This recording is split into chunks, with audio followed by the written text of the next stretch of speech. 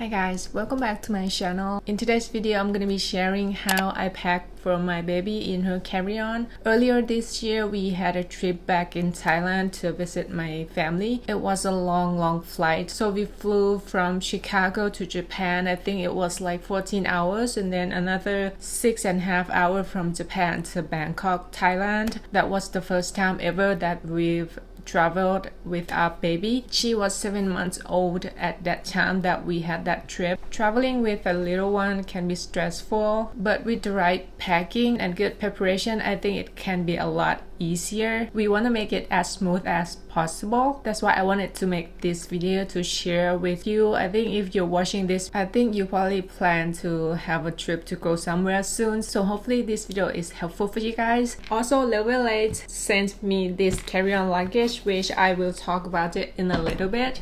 First thing that you want to think about is that how much you need to pack. It depends on how long the flight is. For shorter flights, you can pack a little lighter, but for longer flight, you will want to make sure that you have everything you need to keep your baby or toddler feel comfortable the whole flight. Let's talk about diapers and clothes. Like I mentioned before, you have to know how much you need to pack, so calculate your needs. Figure out how often you usually change your baby. Then think about how long is the flight, how many hours is the flight. I usually change her every 2-3 hours if no accident happened. So the first flight was 14 hours. That could be 5 diapers minimum that we actually needed, but you want to pack extra diapers from the minimum that you need. So pack a lot of diapers, even more than what you think you will need, because accident happens. Also bring extra clothes for your baby and yourself as well in case of like accident happens, like spills or messes happens all the time, right? For some of you that will have a shorter flight, I think considering using puppy pee pads might be the way to go, because after you use it, you just throw it out, so that helps clear up space in your bag a little bit. But for longer flights like what we had, I think changing pad is more practical because you use it many times. So packing a lot of puppy pads, I think that takes up a lot of space as well. And you still want to use changing pad because bathroom in the airport or even on flight, I don't think you will feel comfortable to put your baby and change on the board that they prepare for you. You want to put a little bit of something to protect them from the surface. Next, let's talk about formula or supplies. In this case, for myself, my baby, she has formula. Make sure you bring enough clean bottles for the whole time on the flight, and don't forget hot water container. I use insulated water bottles, so when you got to the airport, I'm not sure about in the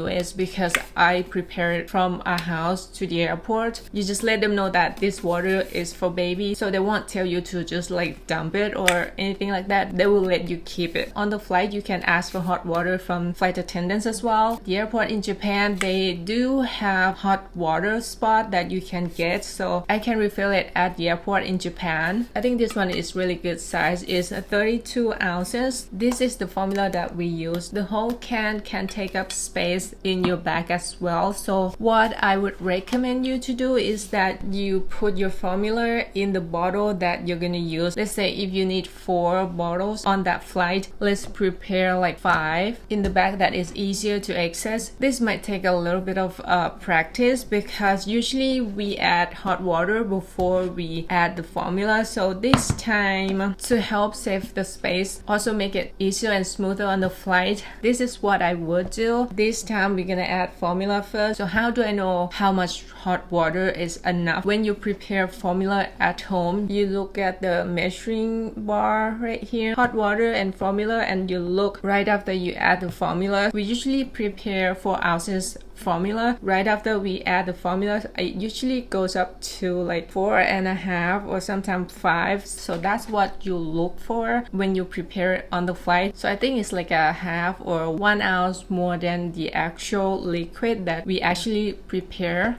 Next is snacks. Pack a variety of snacks that your baby enjoy.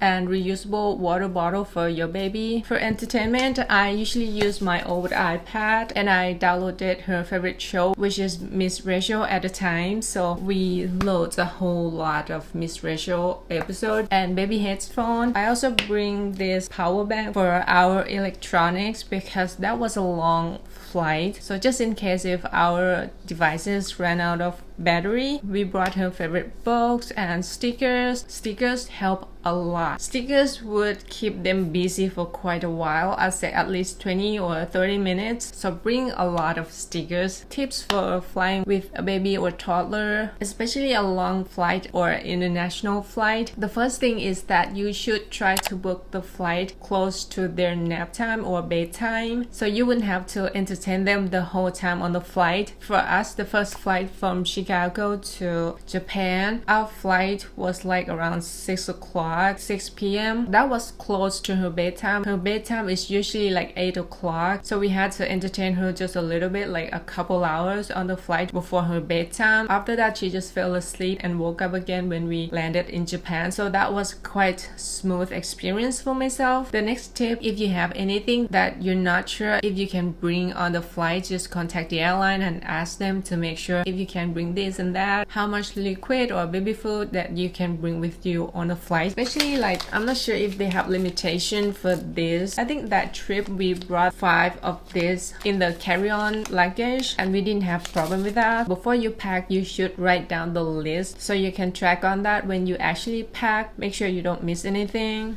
Now let's talk about this carry-on luggage that I just got from LEVEL8. This is LEVEL8 Grace carry-on expandable hard side 20 inches suitcase. It's lightweight and durable, has a built-in TSA approved lock, and is really easy to set up.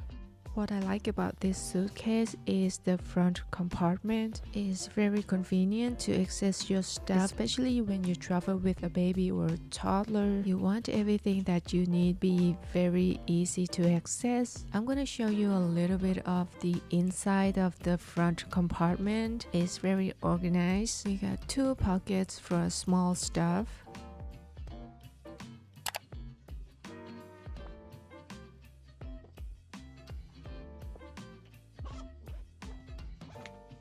The 360-degree wheels are very smooth. Here's the main compartment looks like. Keep in mind that the front compartment takes up some of the space inside the main compartment, which slightly reduces your overall packing capacity.